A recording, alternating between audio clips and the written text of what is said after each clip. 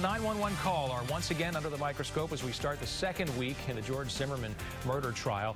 This morning, an FBI audio expert took the stand and may have helped set up the remaining key witnesses for the state. Ryan Raish has been following every moment of this trial and is back in Sanford this afternoon with the latest. Ryan?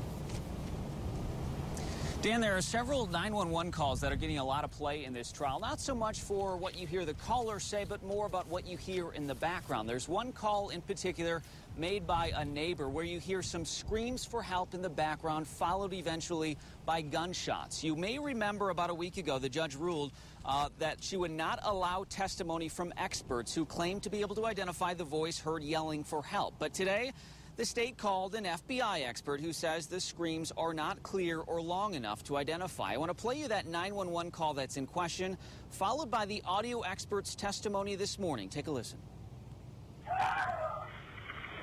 Do you think he's yelling help?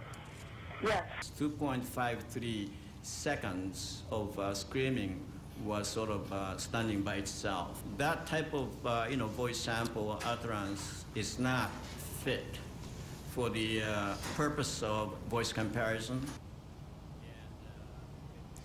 Now, before he got off the stand, the state got this expert to reiterate that the best way to identify a voice is from the people who are familiar with it. And the reason that is important is because Trayvon Martin's parents are likely to take the stand very soon and say that's their son heard screaming for help. Now, something very interesting, just in the last 15 minutes or so, the state started playing an audio tape of Zimmerman's first interview with police. And on that tape, you hear Zimmerman give his account, his version of events of what happened leading up to him shooting Trayvon Martin. He gives a specific reason for why he pulled the trigger. It's a compelling sound. It's a compelling interview. We'll bring it to you coming up at 5 o'clock. For now, live in Sanford, Ryan Raish, ABC Action News.